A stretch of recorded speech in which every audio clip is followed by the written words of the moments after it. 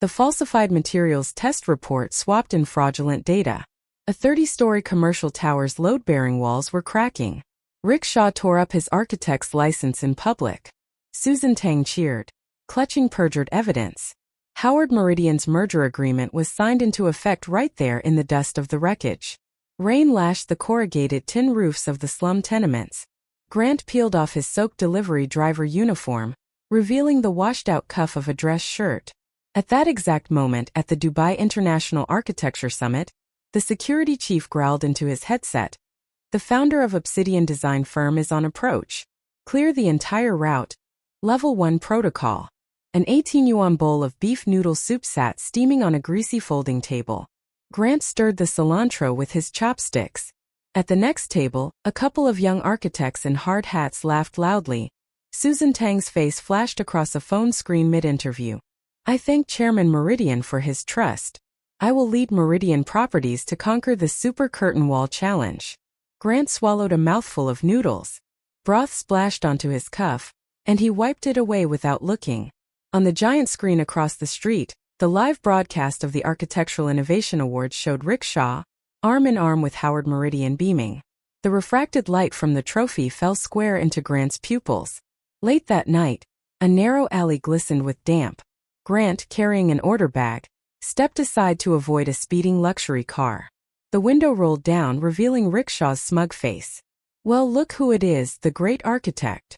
Susan Tang, in the passenger seat, covered her mouth with a giggle. Still delivering takeout?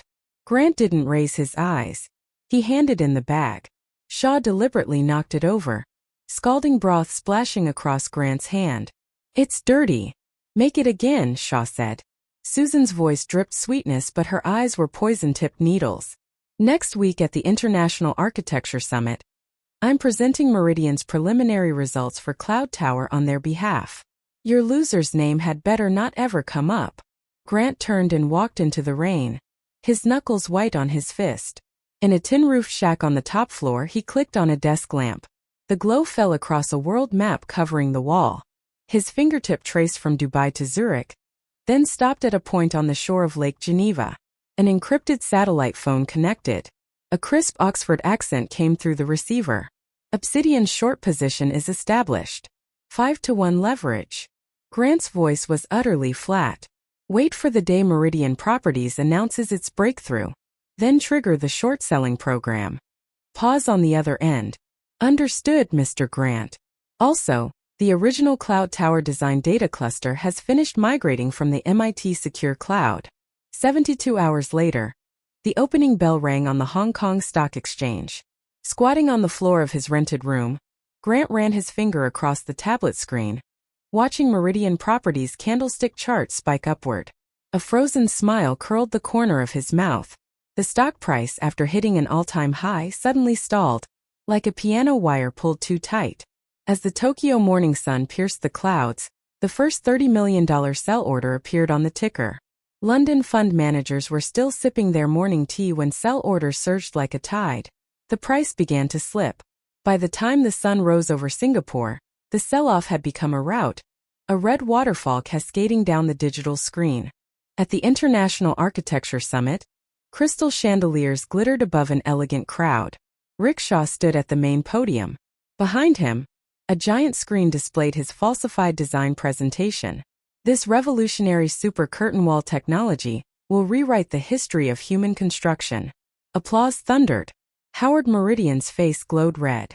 Susan Tang, as a special guest, was giving an interview, spinning every word to claim her own contribution to the design. Just then, a side door swung open, and a figure in a rumpled suit drew scattered snickers. Grant, carrying an insulated delivery bag, walked straight toward the backstage. A security guard moved to intercept him but was shoved aside by the summit chairman, who was rushing over in a panic. Why are you coming in this way? Sweat beaded on the chairman's forehead. His voice cracked with agitation. The VIP lounge has been prepared for you. Why would you? Grant raised a hand to cut him off. His gaze pierced through the crowd and locked onto Rick Shaw, who was spitting and gesturing on stage. Just delivering a meal, Grant said flatly. Shaw spotted him too. Through the microphone, a clear sneer rang out. Looks like some people just don't know when to quit. He actually got in. Laughter rippled through the room. Howard Meridian frowned and waved his hand for security to haul him out. At that instant, the main screen's PowerPoint flickered. It switched to a set of structural calculations stamped top secret, with the designer unmistakably listed as Grant, dated 3 years earlier, an international copyright registration number plainly visible. A second document overlaid it. Internal meeting minutes from Meridian Properties detailing the step-by-step instructions to Rick Shaw to plagiarize and tamper with the structural data. The hall erupted. Shaw's face went sheet white. He pointed at the control booth and screamed, "Hackers! It's a hack!" A champagne flute shattered in the VIP section. Howard Meridian's glass slipped from his hand. Amber liquid bled a dark stain into the Persian carpet. Grant walked to the front of the stage and picked up a spare microphone. His voice, carried through the surround sound system, filled the room. Not a hack. He pressed a remote. The screen played high-definition video. Inside a materials testing lab, Susan Tang expertly slipped a falsified concrete strength report into the submission file. Rick Shaw forged a signature on the acceptance record. In the lower right corner, a timestamp certified by the National Time Service Center pulsed steadily. "It's evidence," Grant said. The hall went dead silent, then exploded into an uproar. Reporters shoved toward the stage, flashbulbs nearly drowning him. Howard Meridian hurled his notes to the ground and roared to cut the power. The big screen kept playing, this time an audio file. Rick Shaw's cold voice was unmistakable. "It'd be best if that building collapses. Then we'll pin all the blame on that delivery guy. I want him rotted out of this industry for good." Susan Tang slumped into her chair, meticulously applied makeup streaking down with tears. Mopping his brow, the summit chairman unrolled a parchment scroll. After a joint investigation by this body and the International Commission on Construction Engineering Ethics, it has been determined that the quality incident involving Mr. Grant 3 years ago was an intentional frame-up. His original design work was systematically plagiarized by Rick Shaw and others. The previous finding is hereby overturned. All awards are revoked. Before he could finish, Grant's phone vibrated. A message from Luna flashed up. "Boss, the HKSE just triggered the circuit breaker. Meridian Properties' market cap has evaporated 87%. Howard Meridian's margin account just blew up." Grant's fingertip tapped a reply on the screen. "Tell Mason Sterling to initiate the hostile takeover protocol immediately." On the trading floor in Central, a red cascade of numbers washed over the electronic screens. Analysts screamed into cameras. "There's no explanation. No warning. Sell orders are pouring out like an avalanche."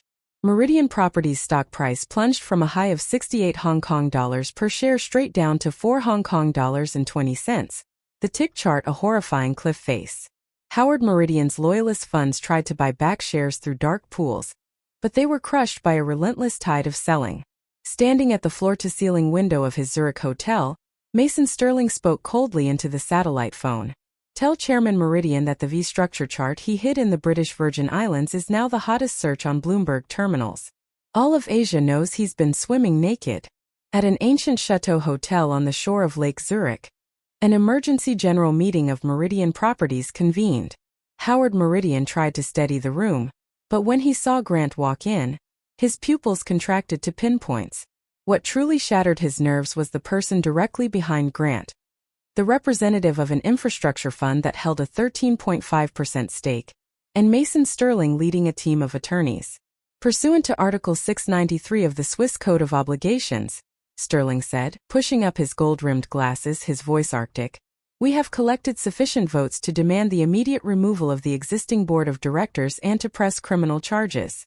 A large screen lit up, displaying the account ledgers of Meridian's overseas subsidiaries. Huge sums of money flowing to private accounts were highlighted in red. The recipients' names matched one-to-one with Rick Shaw, Susan Tang, and the others. The cigar fell from Howard Meridian's fingers, scorching the priceless carpet. He lunged for the emergency exit, only to be seized by 2 operatives in black tactical gear. Personnel from Night Owl, an international security firm secretly controlled by Grant, acting under the banner of suspected endangerment of transnational public safety. Rick Shaw's psychological defenses completely crumbled in a hotel restroom. Cornered, He saw Grant's expressionless face reflected in the mirror. The structural system, those designs. Shaw's teeth chattered. You set this up long ago, didn't you? The core algorithm for Cloud Tower was never in the set you turned in. Grant washed his hands methodically, water droplets sliding off his long fingers. You thought you'd stolen a treasure. He turned, his eyes looking at a pile of scrap. That was only bait I left behind intentionally. The true Cloud Tower is based on a parametric design ecosystem. It was published anonymously in the Journal of Architectural Engineering last month. He leaned close to Shaw's ear and said softly, and by the way, every operation log on the server you used to steal the design, including the records of you deleting the original files, was backed up to my cloud in real time.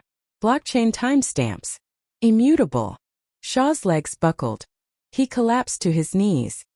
His forehead hit the tile with a dull thud. Susan Tang's final gambit played out in a private club lounge. She tried to use their old relationship as a bargaining chip, sobbing that she too had been coerced. Grant, I know you hate me, but we once. She reached for his sleeve. Grant stepped back half a pace as if avoiding something filthy. He opened his phone and played a recording, Susan Tang's voice in Howard Meridian's villa, gleefully detailing how to frame Grant. The color drained from her face. She crumpled to the floor. Grant looked down at her. Your new patron, Howard Meridian, has had his offshore assets liquidated to compensate the families of the victims from the accident that year. As for you, he paused. Rick Shaw has already confessed that swapping the test report was your idea. Endangering public safety by dangerous means, that's plenty of time for you in prison. The lounge door opened and two female officers walked in. Susan Tang was hauled away, screaming, but Grant didn't pause for a moment. Rick Shaw's downfall had an even more dramatic arc. This supposed academic titan was delivering an impassioned lecture at the National Lecture Series on Architectural Academic Ethics, thundering against engineering fraud. Behind him, the auditorium's big screen silently switched. It began playing videos of his sordid quid pro quo sexual relationships with students, along with scanned copies of his signed authorizations to destroy evidence. More damningly, Grant patched in a remote feed displaying photos of gold bars and luxury watches found in Shaw's private safe, along with bank records tracing a web of illicit payments from multiple real estate developers. The lecture hall descended into chaos. The moderator tried repeatedly to cut the feed and failed. Rick Shaw's face turned ashen. In full view of the entire audience, he was taken away by arriving anti-corruption officials. As he was dragged out of the auditorium, his legs gave way. Two officers had to carry him, his shoes scuffing erratic trails across the polished floor. Rumors say that in the van he kept repeating, "The concrete, it cracked," his mind already on the edge of collapse. Standing beside Grant, Luna watched the news broadcast showing Rick Shaw's disgraced figure. She gave a soft laugh. You knew this day would come for a long time, didn't you? You even calculated his disgrace. Grant didn't answer.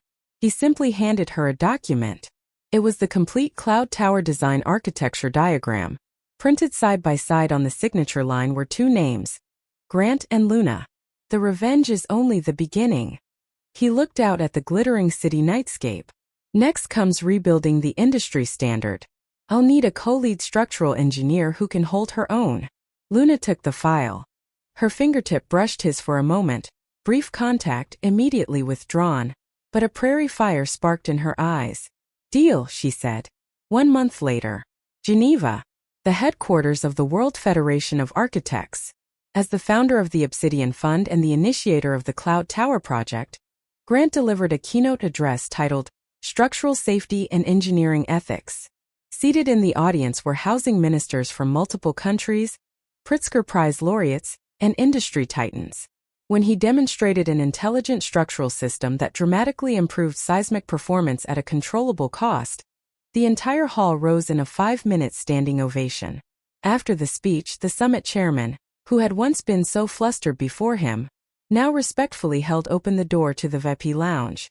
Rick Shaw, the former deputy dean, had gone insane in prison, mumbling incessantly, "The concrete, it cracked?"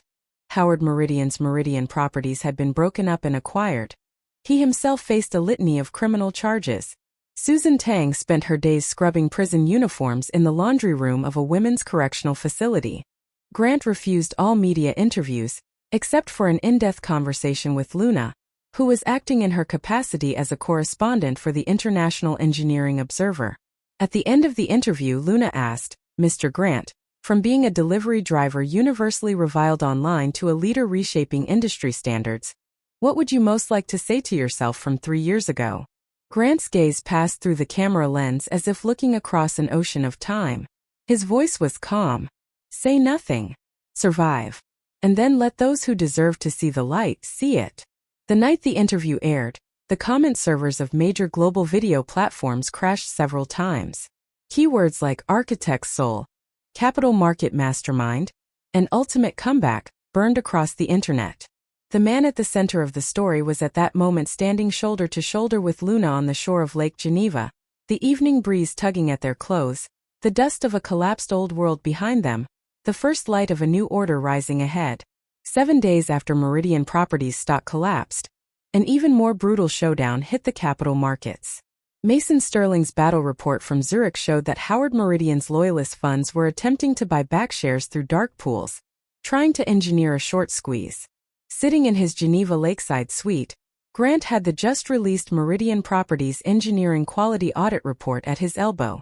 "Tell Obsidian to release the third tranche of short-selling ammunition," he instructed into the encrypted phone, his voice utterly unwavering.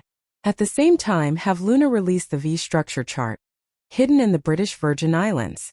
On the other end, Luna's excited voice came through with the sound of clacking keys in the background. "Boss, you're ruthless. The old bastard used 21 layers of nested offshore shell companies. No wonder we couldn't track it before. I'm dumping the data stream into the Bloomberg Terminal's public channel right now. Traders all across Asia are helping him tear down his own walls." 10 minutes later, Meridian Properties stock, after a brief dead cat bounce, plunged in a vertical line, a blood-red waterfall on the tick chart. The Hong Kong Stock Exchange was forced to trigger a temporary trading halt. The investment bank's Howard Meridian tried to contact all hurriedly announced they needed to reassess the risk. The so-called White Knights never appeared. By the close, Meridian Properties' market capitalization had evaporated more than 92%. Howard Meridian's personal wealth shrank in an instant to less than 1,000th of its peak. More ironically, the entity ultimately picking up the dump shares was a collection of shell accounts controlled by Grant through the Obsidian Fund. He completed the substantive acquisition of this once mighty real estate giant for pennies on the dollar. The legal stranglehold was tightening simultaneously.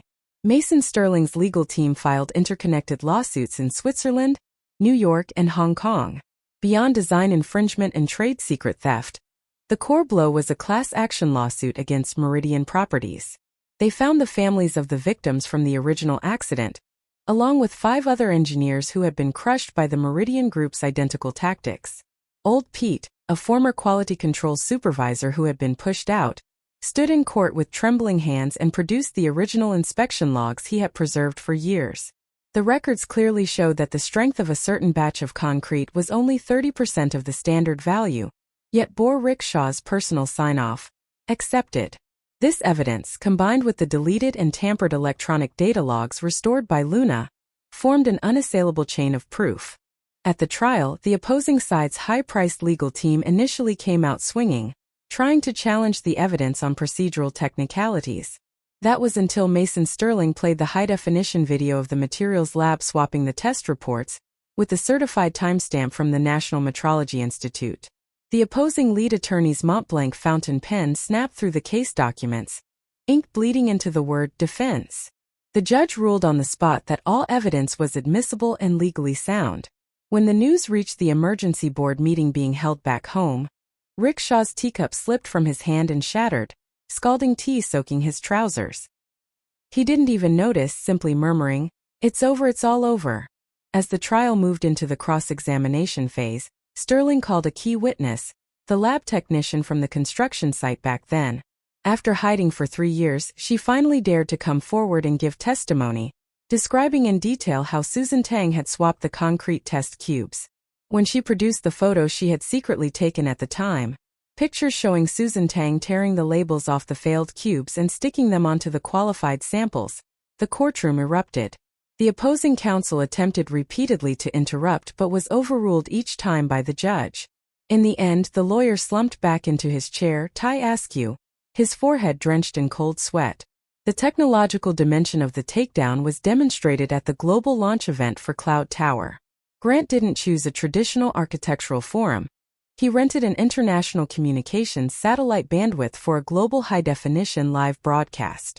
What he demonstrated wasn't the rudimentary curtain wall design that Rickshaw had stolen, but a complete intelligent structure seismic system, urban cloud management, ecosystem. When the big screen displayed the use of quantum computing to simulate billions of stress distribution paths and generate individualized seismic resistance plans in real time, even the tech-hardened industry titans in the audience gasped audibly. A professor from MIT's architecture department excitedly broke into the Q&A session. Mr. Grant, the complexity of this system's algorithm is orders of magnitude beyond the current state of the art.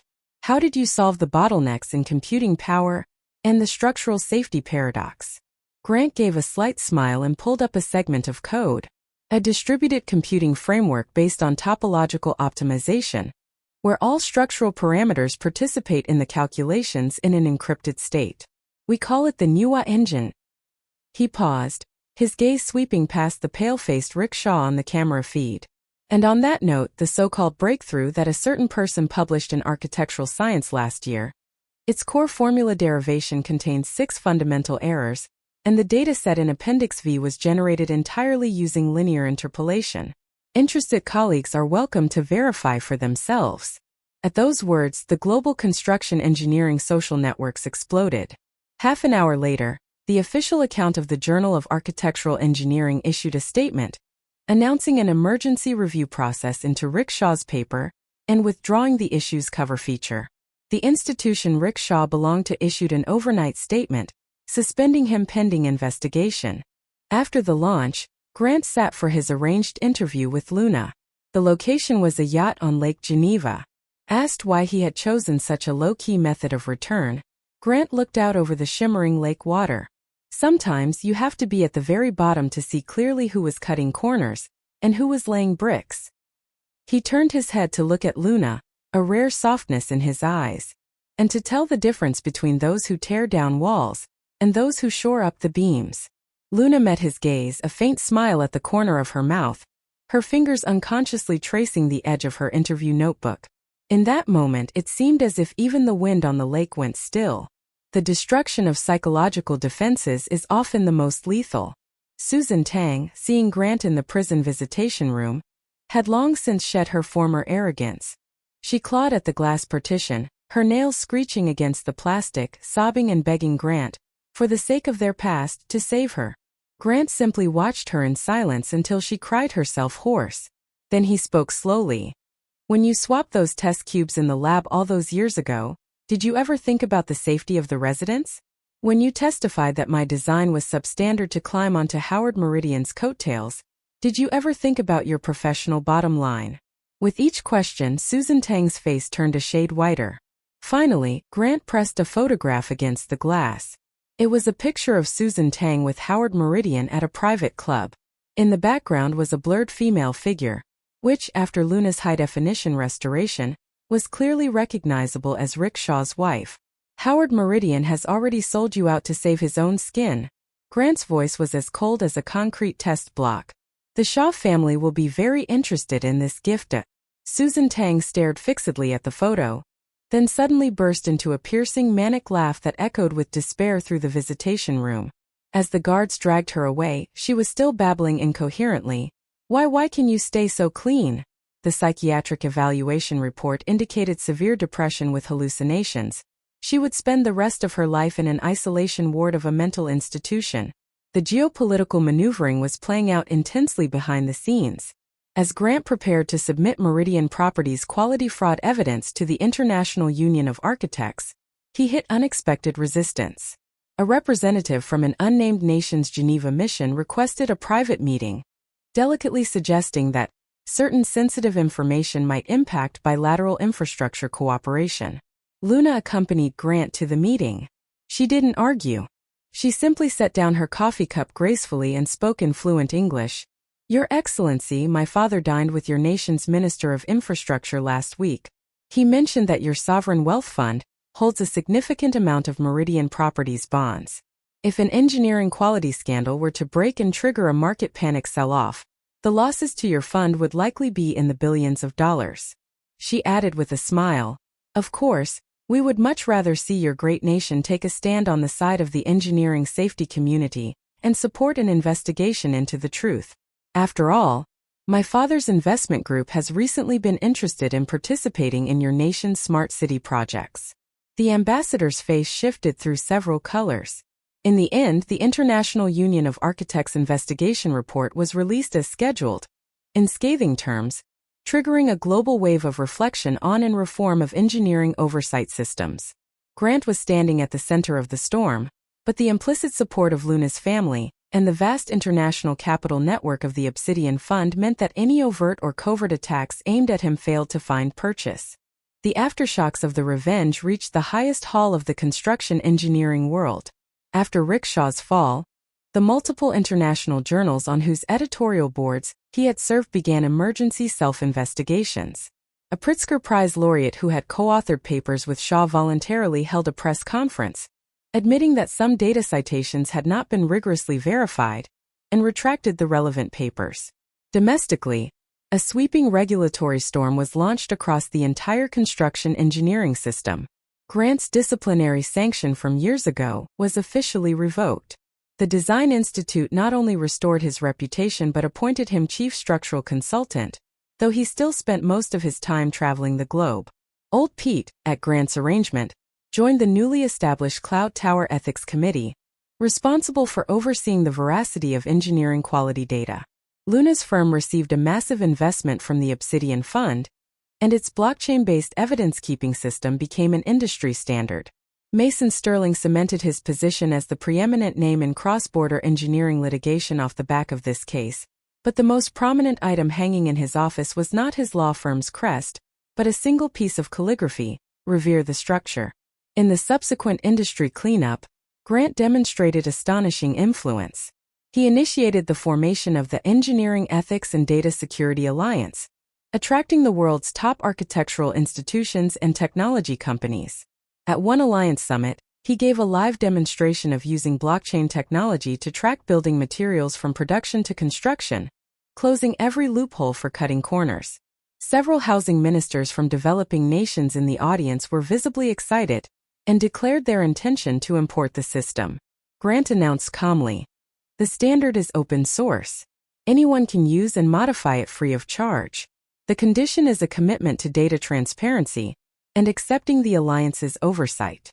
This move won widespread acclaim and left the entrenched interests who were still trying to profit in the gray zones gnashing their teeth, but utterly powerless. Luna's role gradually moved from behind the scenes to center stage. Using her financial background, she designed an innovative financing model for Cloud Tower's global rollout, safety outcome bonds. Investors would receive returns based on the actual verified safety outcomes generated by the project, rather than traditional real estate sales profits.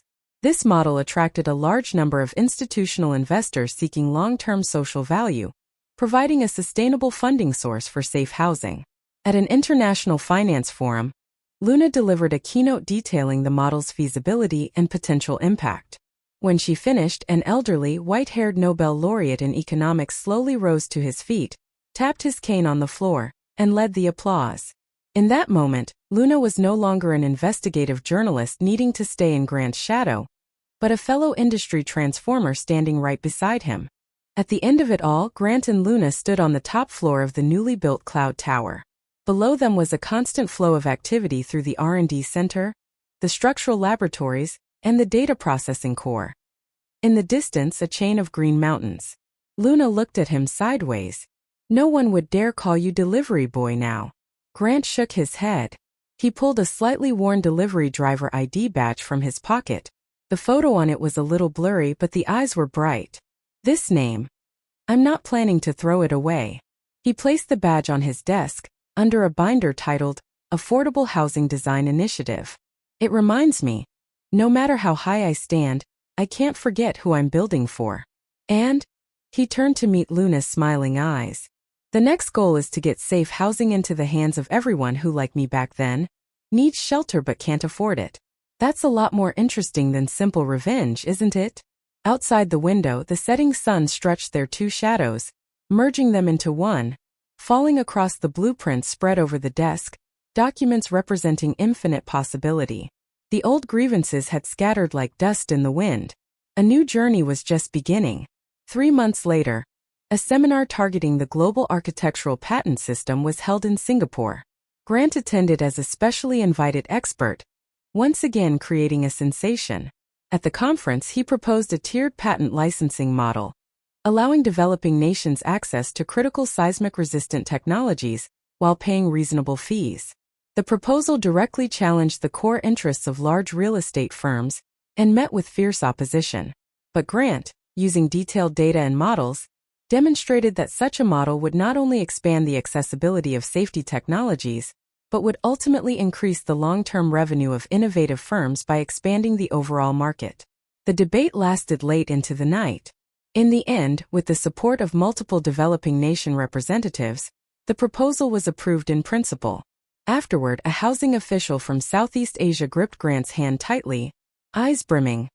"Mr. Grant, you have given our cities a hope of survival." Half a year later, Rick Shaw received his court verdict of the first trial in the detention center. In addition to the criminal convictions, he was ordered to pay Grant 150 million yuan in economic damages and design infringement penalties. Upon learning the verdict, Shaw tore his bedsheet into strips in his cell and tried to hang himself. He was found by a night patrol guard and resuscitated, left with permanent cervical spine damage. Susan Tang's behavior in prison was abysmal. She was repeatedly sent to solitary for conflicts with other inmates. It's said that during one yard period, she saw Grant on a TV news broadcast and suddenly lunged at the screen in a frenzy, restrained by force by the guards. Howard Meridian's trial was even more protracted and complex, involving transnational financial crimes and multiple felonies including endangering public safety. His projected sentence was expected to exceed 35 years. Rick Shaw was diagnosed with Parkinson's disease in prison, sometimes lucid, sometimes confused. But every time he saw someone in a work uniform, he would shrink into a corner in terror, repeating, "Don't take the test cubes, don't take the test cubes." Grant's life gradually returned to a state of quiet. But beneath the quiet was an even deeper strategy. He began shifting his focus to the intersection of smart materials and artificial intelligence, trying to crack the wind and seismic resistance challenges of super-tall buildings. Luna was busy promoting the building data sovereignty movement globally, advocating for cities to own and control their own architectural data. Though both were overwhelmingly busy, they carved out time each night to video call, sharing the day's observations and thoughts. Sometimes they would look back together at that darkest of times, not to wallow in the past, but to walk more firmly into the future. One quiet night, Grant stood alone at the observation window of a lab, watching the city stress simulator running inside. Thousands of dots of light blinked on the screen, symbolizing the load transfer paths of a building cluster. Luna's video call request came through precisely on time. When the call connected, she saw the weariness in Grant's eyes and said softly, "Still busy. Want to listen to the wind on Lake Geneva tonight?" Grant smiled. He pointed his phone's camera at the sky outside his window.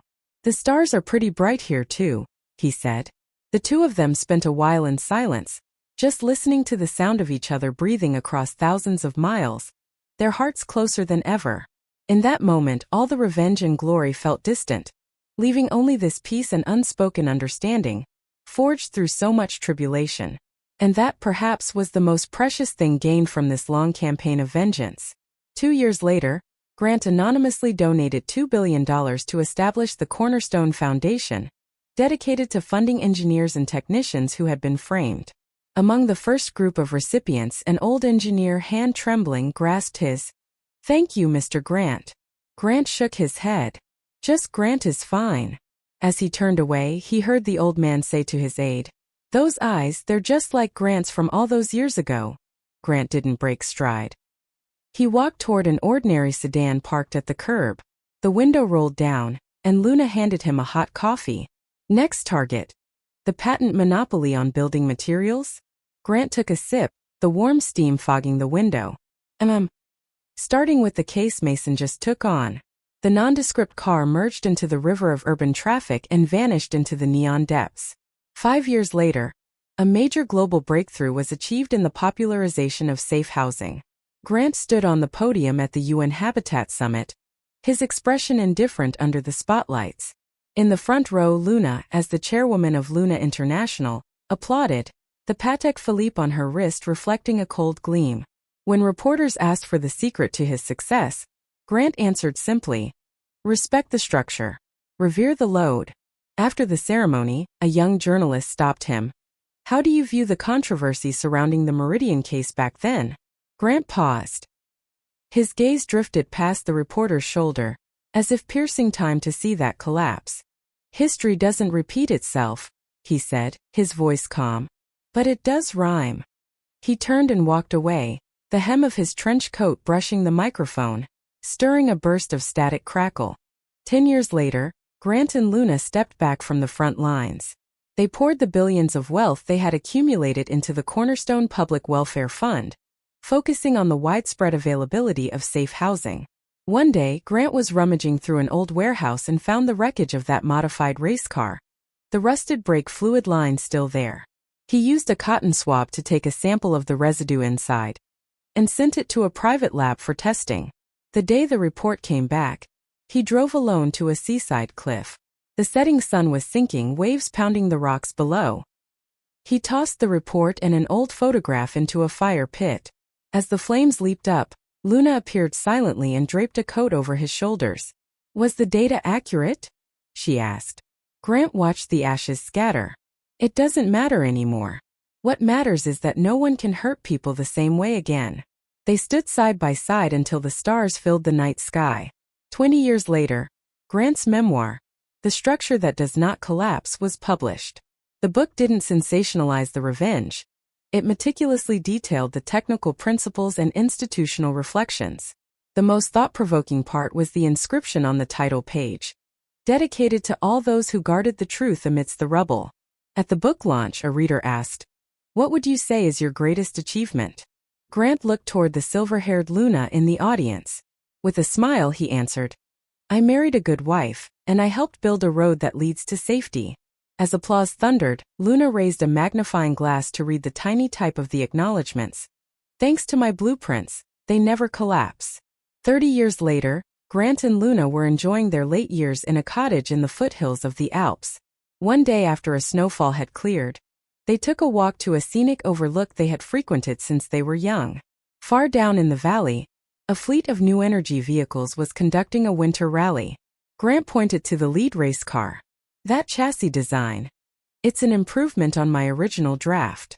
Luna breathed out a puff of white vapor. "Just like our child." Grant clasped her hand, now spotted with age, his palm still warm. He murmured, looking out at the eternal light over the snow-capped peaks. On the snow, 2 sets of footprints stretched forward, eventually blending into a single expanse of white between heaven and earth. Howard Meridian's final days in prison were steeped in irony. Locked in a single cell at a supermax facility in Colorado, his sole daily activity was staring at a framed print of the starry night on the wall. Guards reported he would often jolt awake at 3 in the morning screaming, "The stock is crashing. Liquidate." His psychological evaluation described him as having severe paranoia with post-traumatic stress disorder. One day during the yard period, he found a scrap of newspaper. The headline was about Grant receiving the UN Habitat Award.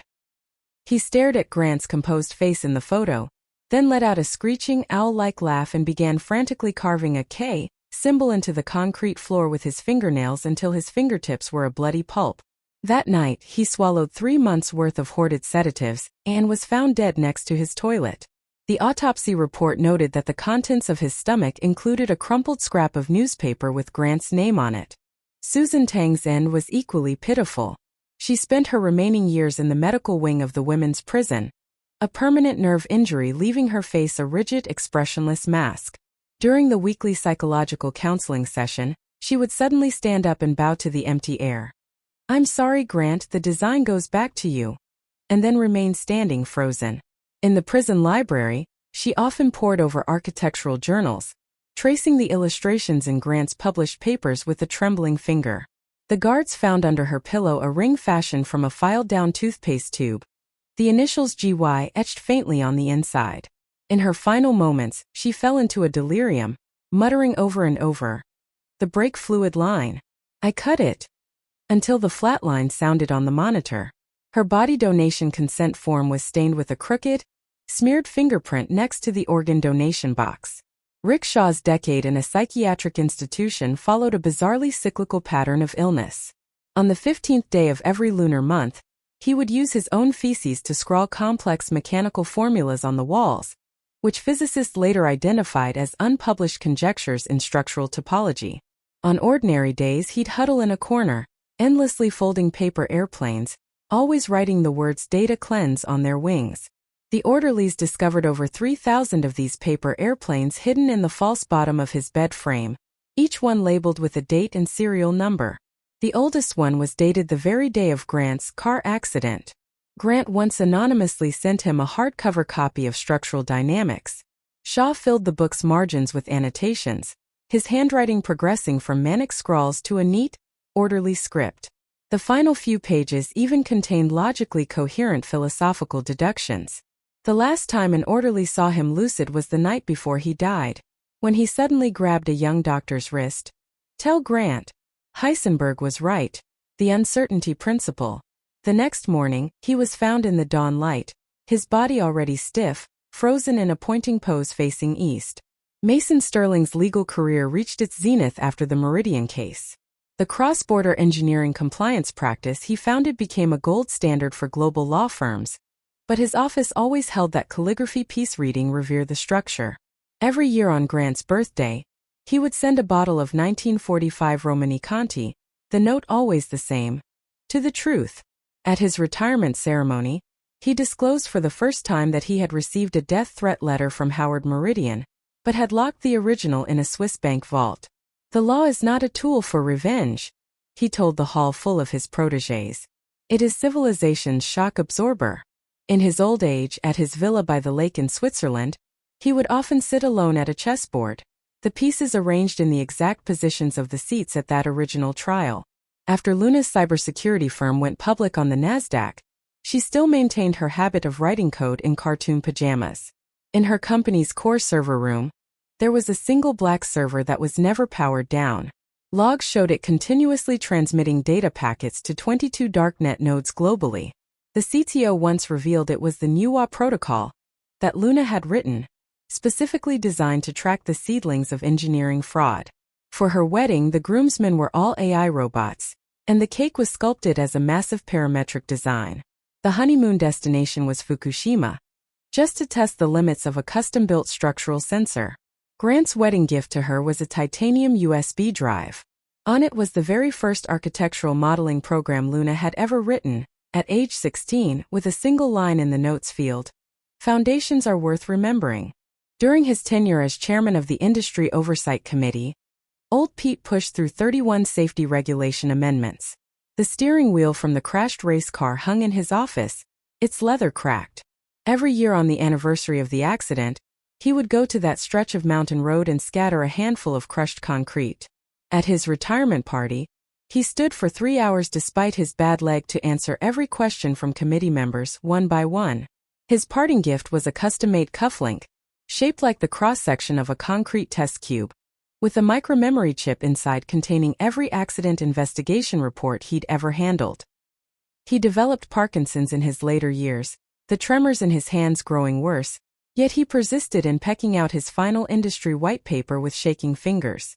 On his deathbed, he told his children, "Bury me near that building so when I hear the sirens, I won't be afraid."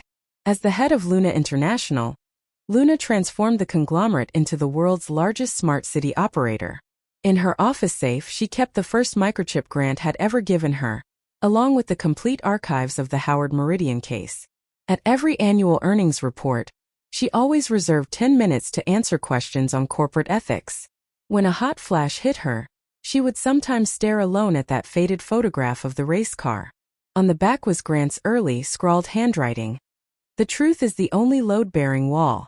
After stepping down as CEO, she founded a women's leadership forum but refused all media interviews. Her last public appearance was at a lecture at Grant's alma mater, where she demonstrated how to use financial derivatives to hedge engineering risk. At the bottom of the whiteboard, she signed off with a small doodle of a building blueprint. The undercurrents of international capital surged. A Middle Eastern sovereign wealth fund attempted to buy up the distressed assets of Meridian Properties remnants. Grant precisely sniped their efforts through the Obsidian Fund, using commodity futures hedges to link iron ore price fluctuations with the real estate stocks, forcing the fund to take on junk bonds at inflated prices. An anomaly appeared in rebar futures on the London Metal Exchange. An IOSCO investigation discovered it was an attempt by Howard Meridian's lingering loyalists to manipulate the price of building materials. Grant had prepositioned options contracts and made a profit of $3.8 billion, all of which he poured into the Cornerstone Foundation. An oligarch from a certain country tried to launder money through Bitcoin. Luna tracked him through a mixer node, and Grant coordinated with Interpol to freeze the associated wallet addresses. These behind-the-scenes, cross-border battles were later compiled by Mason Sterling into a paper titled Counter-Strategies in Global Capital Encirclement, which became required reading for anti-money laundering training at central banks worldwide. The technological dominance extended even into space. After the quantum communications satellite Grant had secretly funded was launched, it permanently solved the security problem of transmitting structural data. During a lecture at ETH Zurich, he demonstrated a quantum entanglement-based copyright verification system for architecture. Any alteration would be detected in an instant. The European Space Agency once attempted to invite him to participate in their lunar base project. Grant sent only Luna as his representative. At the Paris Space Center in front of hundreds of scientists, Luna pulled out her phone and remotely modified the structural stress algorithms for the lunar base, improving efficiency by 17%. The move sent shockwaves through the aerospace world, but Grant wrote in an internal memo, "Space technology should not become a new hegemony. Open source sharing is the right path." Later, the very first habitation module for the lunar base used a modified version of the Cloud Tower structural system. The legal front line extended to touch the Antarctic Treaty System.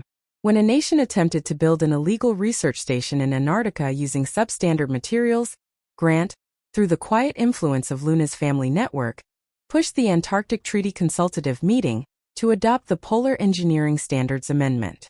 The bill explicitly banned the use of non-certified construction materials in the Antarctic, with violators facing global asset freezes. At the Paris Climate Change Conference, Grant anonymously submitted a blockchain-based architectural carbon tracing proposal, which was incorporated into the implementation rules of the Paris Agreement. Mason Sterling fought a 4-year legal battle at the International Court of Justice in The Hague to ultimately establish the legal standing of engineering data intellectual property. These achievements were rarely covered by the media, but they profoundly reshaped the rules of international engineering governance. The infiltration into the humanities was even more subtle. An archaeological team Grant funded in the Dunhuang Caves discovered a fragment of a Tang Dynasty construction manual, Ingzao Fashi, that recorded timber frame jointing methods startlingly similar to modern seismic-resistant nodes. He arranged for Luna to use AI restoration technology to recover the lost mortise and tenon craftsmanship, a technique later applied in the fabrication of support structures for next-generation nuclear fusion reactors. At a Renaissance architecture exhibition in Florence, Luna anonymously donated a sketch that was supposedly a lost Michelangelo. Carbon-14 dating, however, revealed it to be a near-perfect replica made by Grant using nanomaterials. But what transfixed art historians was the hidden mathematical structure in the drawing's underlayers, which turned out to be the load distribution model for the Cloud Tower. These cross-disciplinary actions slowly wove an invisible net, tightly interlacing engineering, law, and the humanities. The reformation of the educational system was Grant's final arrangement. He endowed the Cornerstone Institute, a university with no president, governed by a decentralized structure. The first lesson every student learned was how to verify the authenticity of a structural calculation. Their graduation requirement was to identify a flaw in an existing design code. The curriculum featured a mandatory module on the study of failure, which included detailed case studies of the Howard Meridian case, the Susan Tang accident, and others. the library's search engine designed by Luna, was programmed so that typing success would automatically redirect to the entry for survivorship bias. Luna taught the course on ethical decision-making, using the collapse of meridian properties to illustrate the paradox of short-term profit versus long-term value. One of the inaugural graduates spent 3 years replicating Grant's early structural experiment data, publishing a paper in the Journal of Architectural Engineering that corrected a 10-year-old misconception in the academic field. When Grant heard of it, he only mailed a postcard to the student. On it was written a single sentence: "Questioning is the only true foundation."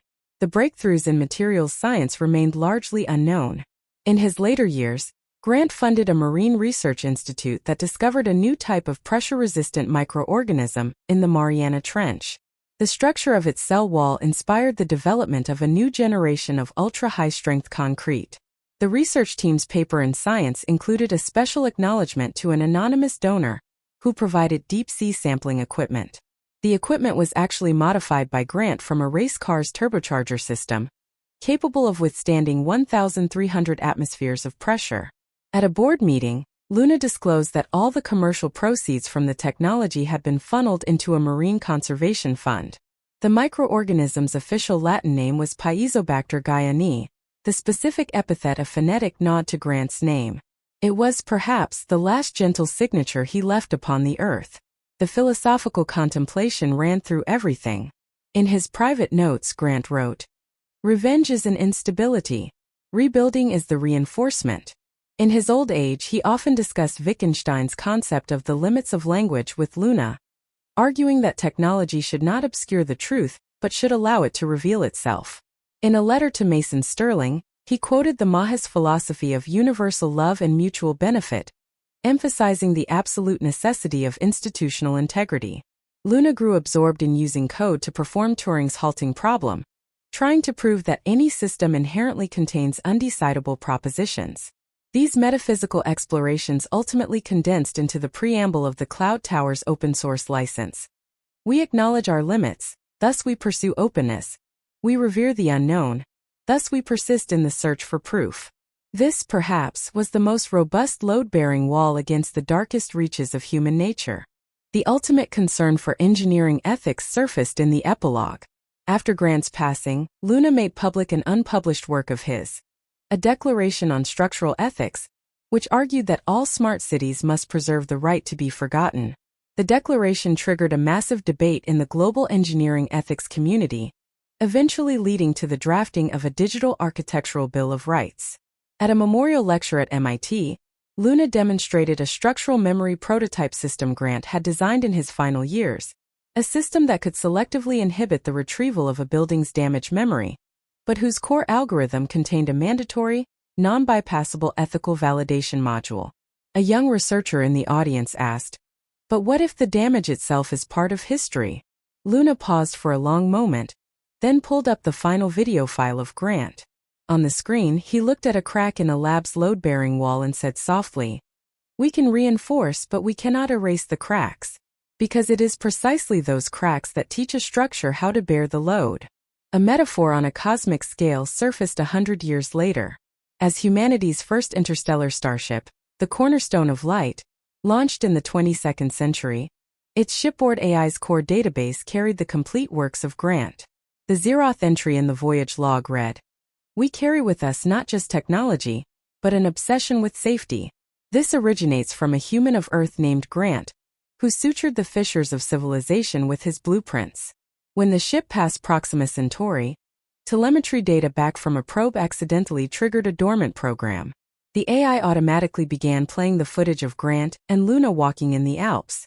The Interstellar Navigation Committee's report named this footage the cornerstone of civilization. Its annotation read, "They proved that even in the deepest darkness, a single individual can hold up the stars." Back on Earth in Grant's Memorial Hall, that restored race car still gleamed. The rust on the brake fluid line, under a precise laser light, refracted a rainbow-colored spectrum, just like the unrusting hope he left to the world. The day Grant was released from prison, there was no sun. The sky pressed down with leaden clouds. The iron gates of the facility screeched with rust as they pulled open. He stood at the entrance, a plastic bag in his hand containing a washed-out work uniform and a structural mechanics handbook with its cover torn off. No one was there to meet him. At the distant bus stop, a poster still bore his photograph, the caption below reading, "Responsible for engineering quality accident." Rain had soaked and rotted half the poster, conveniently obscuring his eyes. His cell service had been cut for 4 months. He had exactly 52 yuan in his pocket. He stood before an ATM for a long time. The balance on his card showed 0. 3 years ago, when his accounts were first frozen, there had been a 7-figure sum inside. Now, even the interest had been fined into oblivion. The bank teller recognized him, her eyes looking at him like a dangerous structure. She subtly raised the bulletproof glass partition by half an inch. A room in the slum tenements rented for 350 a month, first month plus deposit. Money he didn't have. The landlord, old Zhao, squatted at the stairwell entrance smoking. Seeing Grant, he just waved his hand. "Xiao Gu. It's not that I won't help you. Your situation's too hot. The housing authority comes sniffing around every few days. I can't handle it." Grant nodded. He pulled the only valuable thing from his bag, his old laptop, and pushed it toward old Zhao. "For the back rent." Zhao didn't take it. He pulled 300 yuan from his pocket and slapped it on the step. "Go somewhere else." He eventually found a tin-plated shack on the deepest rooftop of the slum, an oven in summer, a freezer in winter. 250 a month. The first day he moved in, the roof leaked. Using the drainage slope calculations he'd learned in structural mechanics, he folded a plastic tarp into a diversion channel. Rainwater ran along the wall into a plastic bucket. Having finished the task, he sat on the hard plank bed and unexpectedly let out a small laugh. He hadn't lost his load analysis skills. At least he could still calculate a slope. The next day he started delivering food. The e-bike was borrowed from a neighboring tenant, 12 yuan a day to rent. In his first month, he wiped out delivering orders 4 times, the scabs on his knees layering over before the old ones could heal. Once he delivered to a high-end office tower. The receptionist took the food, looked twice at his face, then suddenly covered her mouth in shock. "Aren't you that guy who built the collapsed building?" The entire lobby went silent. Every gaze pressed down on his back like a hydraulic jack. Grant turned and walked out, hearing the whispers spreading behind him like cracks in concrete. From then on, he only took orders in the slums and the old residential blocks. The roads were terrible, the buildings dense with no elevators, but at least no one recognized him. Occasionally, he'd catch sight of someone in a hard hat and instinctively lower his head, until he realized it was entirely unnecessary. Who would ever notice a delivery driver drenched in sweat? Late at night after his shift ended, he squatted in his tin shack and looked at blueprints. The old laptop was sold. He used his phone. The screen was so small it strained his eyes. He maxed out the font size and scrolled line by line down the page. The phone was a 200 yuan special from a second-hand market, its swollen battery bulging the back cover open. To charge it, he had to hold it together with a rubber band. Once, reaching a crucial load calculation, the screen abruptly went black. He borrowed an outlet at the convenience store downstairs to charge it. When it powered back on, he found that page was now behind a journal's paywall. Gone. 3 days later, he was at an internet cafe near the university district. The attendant was a kid with bleached yellow hair who gave Grant's ID a subtle look. "Bro, your name sounds familiar." Grant didn't reply. He bought the cheapest overnight session and took a machine in the furthest corner. The cafe was thick with smoke, curses from gamers loud in the air. He put on his headphones and drew structural diagrams line by line.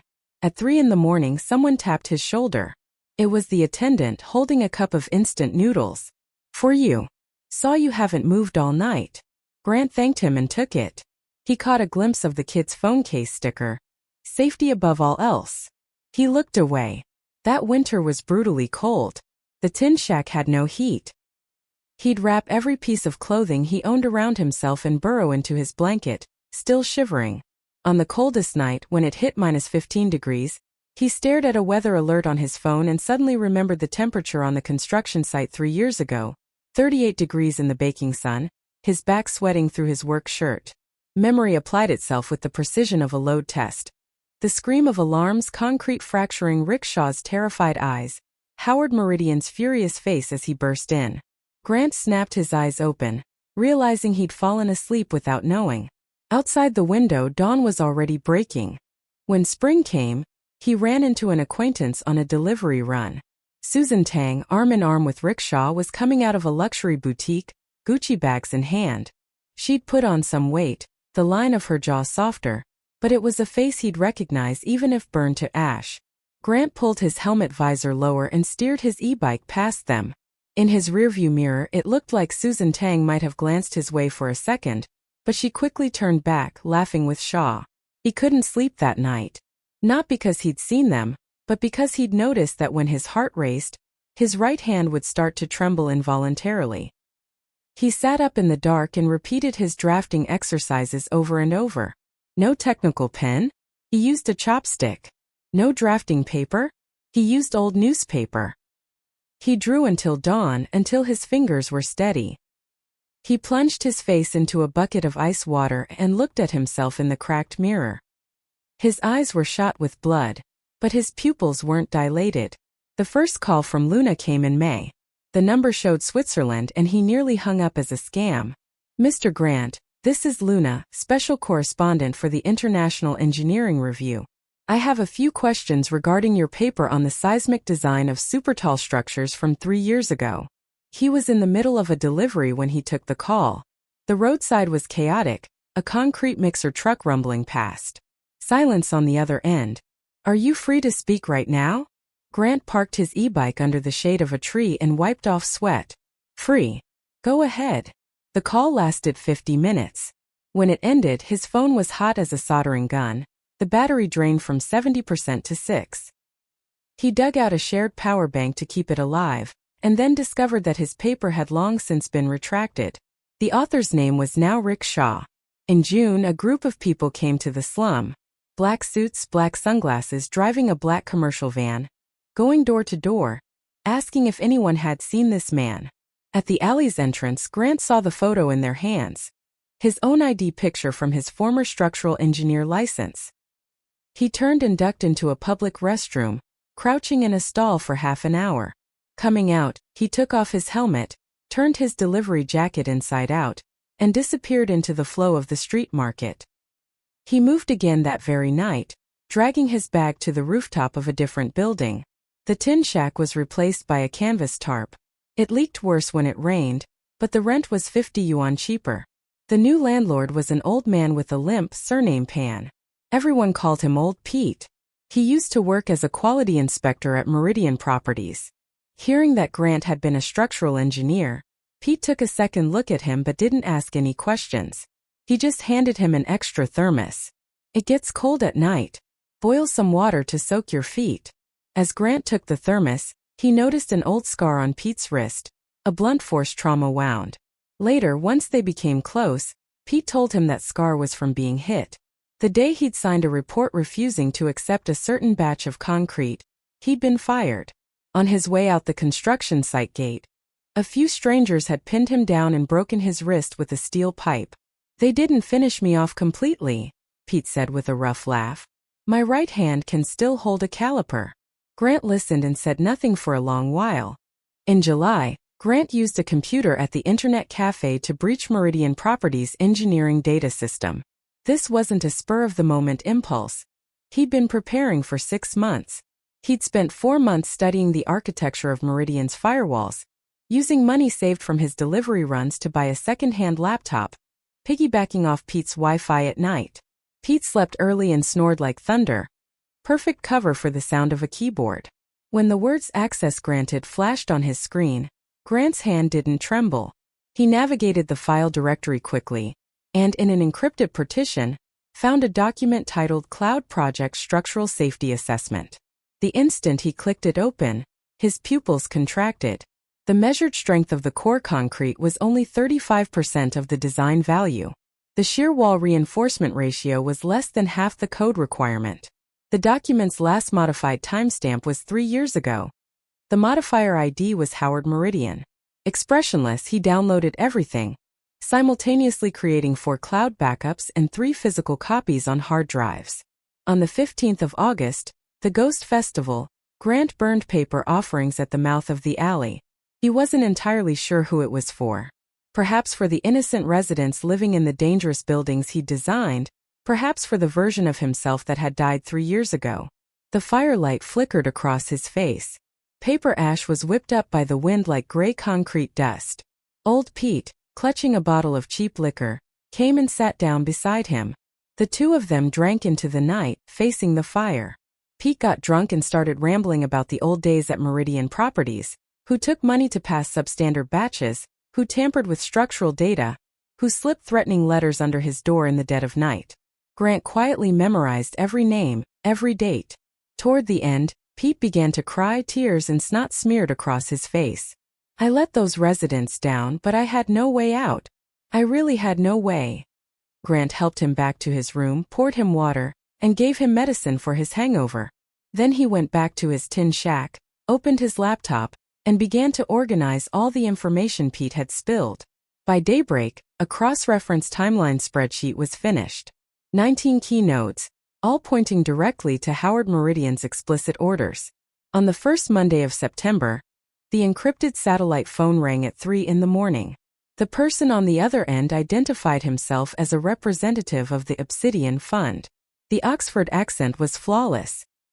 He immediately recited every one of Grant's aliases and hiding places. Standing on the tin roof, looking out at the city's silhouette under the night sky, Grant asked, "What do you want?" The man laughed. "Mr. Grant, we want your complete design data. The set you submitted to Meridian Properties 3 years ago was a castrated version. The true core algorithm for Cloud Tower. You've been keeping it hidden, haven't you?" Grant didn't answer. The man continued. "We've been tracking your activity. You've been accessing an architecture geek forum on the dark web, posting segments of parametric design code under the handle Obsidian. The level of sophistication is off the charts. Forum admins think it's AI generated. We know it's the real thing." Silence stretched for half a minute. Grant spoke. "What can you offer?" "Capital. A legal team. Safe houses. A full suite of financial instruments to short Meridian Properties. And," the man paused, "the private contact information for Ms. Luna. She's been looking for you for 6 months." Grant's grip on the phone tightened, his knuckles white. "Conditions. Unconditional.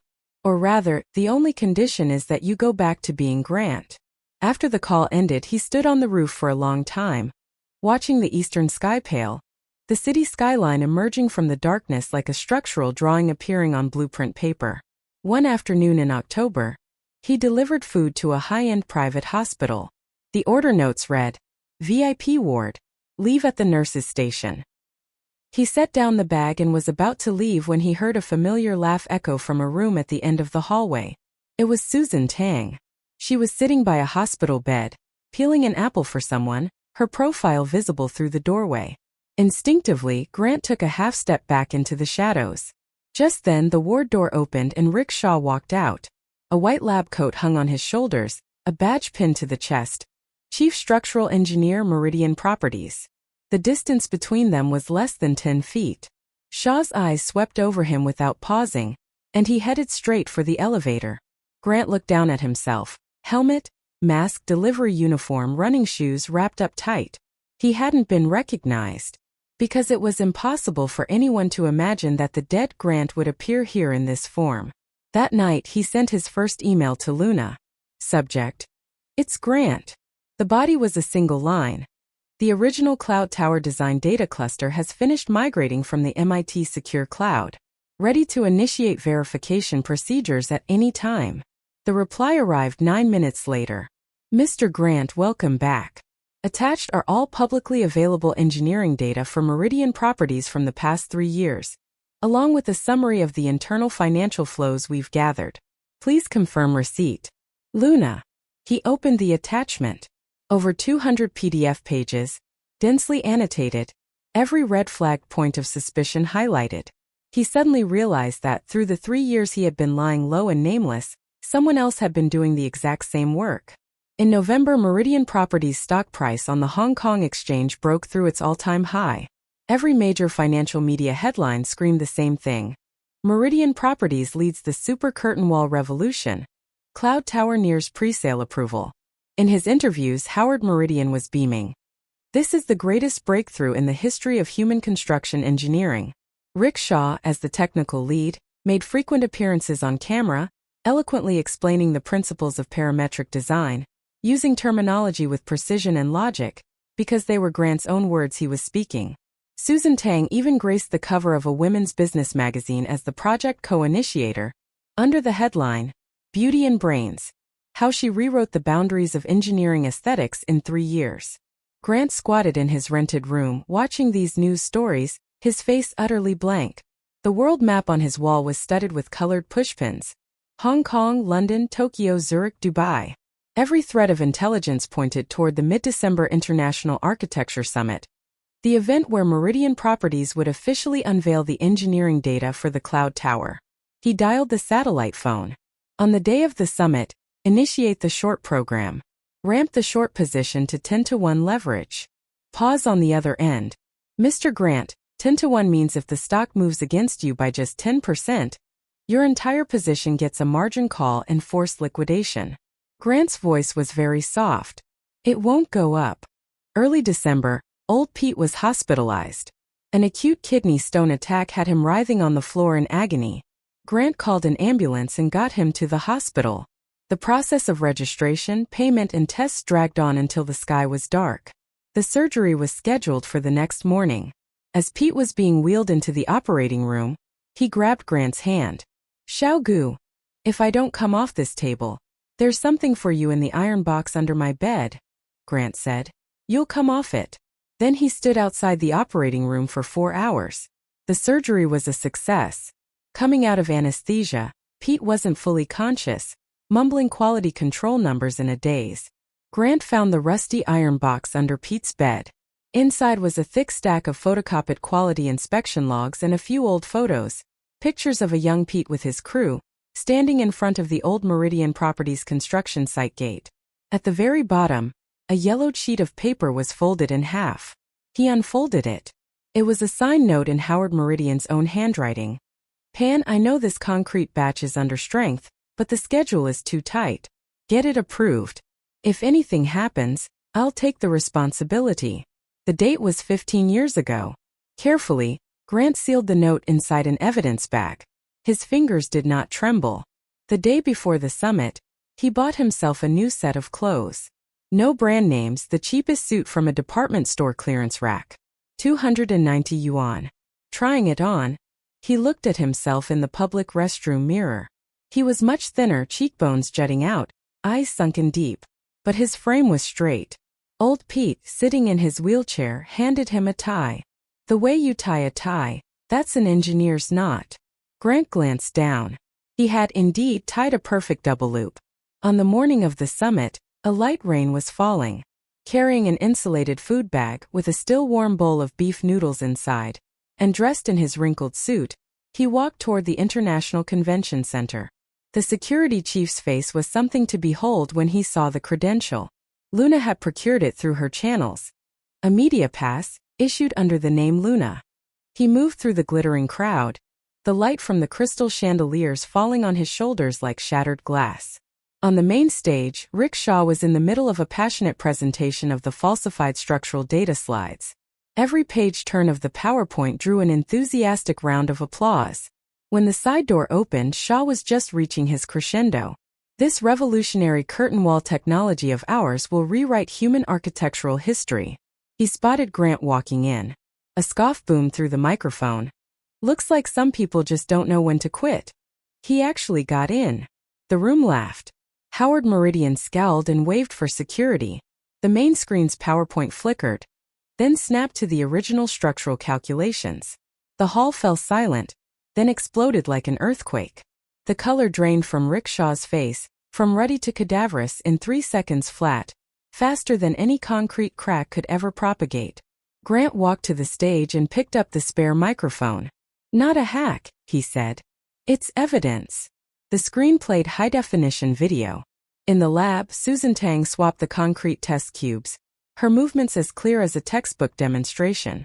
The timestamp in the corner pulsed, certified by the National Metrology Institute. Howard Meridian flung his notes and roared for the power to be cut. The screen kept playing. Rickshaw's voice echoed through the stereo system. It'd be best if that building collapses. Then we'll pin all the blame on that delivery guy. I want him rotted out of this industry for good. Susan Tang slid from her chair, her makeup smeared by tears like a rain-ruined set of blueprints. The 3-year web of lies, woven so meticulously, shattered into nothing in the face of a blockchain timestamp. Standing on the stage, watching it all, Grant remembered that construction site from 3 years ago. When the concrete started leaking through the formwork, he desperately tried to plug the hole, his hand reaching into the rebar cage to grab the vibrator. The slurry had been warm 35 degrees. Standing here now, the slurry was cold, but the heart in his chest was still beating 73 times a minute, steady and strong. Later, Luna asked him what he was thinking in the moment he pressed that remote. He said, "I was thinking that if that bowl of beef noodles got soggy, the noodles would lose their tensile strength." She stared at him, then burst out laughing. The sound startled a flock of white doves from the surface of Lake Geneva, the beating of their wings sounding like a cascade of applause falling from the sky. The lake reflected the snow-capped peak of the Alps, spread out like a blank structural blueprint waiting to be marked. Looking at the ripples, Grant remembered something old Pete had once said. A good structure isn't one that doesn't crack. It's one that can crack and still bear the load. He looked down at his own hands. The scars on his knuckles were still there, left by the frostbite from 3 years of deliveries.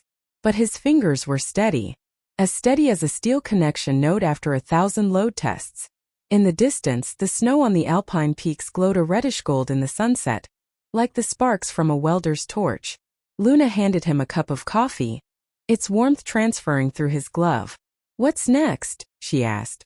Grant took a sip, his gaze crossing the lake toward the east, where countless cities were still growing, countless towers waiting for their foundations, countless structures needing verification, countless truths waiting to bear the load. "Go back and draw the plans," he said. The lake wind caught the hem of his jacket, the wrinkled suit gilded gold at the edges by the setting sun. The bells of Geneva tolled 6 o'clock, ripples spreading out across the water in concentric circles, like an infinitely extending structural grid. He turned and walked toward the parking lot, each step solid like driving piles into the earth. In a nondescript car in the distance, old Pete rolled down the window and waved at him. He was holding up a photocopy of that yellowed note, the paper flapping in the wind. "What's for dinner tonight?" Pete yelled. "Beef noodles," Grant called back. As the car started, the lights of Geneva's old town were flickering on. Thousands of lights were coming alive in the dusk, each one backed by a load-bearing wall, and every wall had once held an invisible load. Grant looked at those lights and suddenly remembered his first night in the tin shack 3 years ago. He had done his drafting hand exercises in the dark, not knowing what waited for him at dawn. Now he knew. Dawn meant the next blueprint. The car crossed the Pont du Mont Blanc. The lake reflected the lights on both banks and the stars overhead. Luna, in the passenger seat, was scrolling through a tablet. She looked up. "The Affordable Housing Project in Africa has applied to use our structural patent. They want to use it for free." Grant looked at the winding mountain road ahead, the headlights carving through the night. "Let them use it, on the condition that they commit to data transparency." Luna tapped a few lines on her tablet. When she looked back up, there was light in her eyes. "Do you know what you'd call that?" she asked. "What?" "Open source conscience." Grant didn't reply, but the corner of his mouth curved slightly. Outside the car window, the Alps stood silent in the night, bearing eons of tectonic compression and glacial erosion. Every fissure in their rock was proof of a load once carried. He thought of the first law he'd ever learned in his structural mechanics class. Every structure has its failure limit, but a true engineer never lets the fear of failure stop the act of building. Up ahead, a road sign pointed 3 directions: Geneva, Zurich, Milan. Grant slowed the car slightly and glanced at Luna. She was pointing at the sign and saying something, her smile flickering in the dim glow of the dashboard. He didn't catch the words, but he nodded. The car turned onto the middle road, its tail lights shrinking into 2 red pinpricks in the night, eventually merging into the constellation of lights scattered through the foothills of the Alps. Moonlight fell on fresh snow, turning the entire mountain range into a giant sheet of blueprint paper, waiting for the first beam of dawn.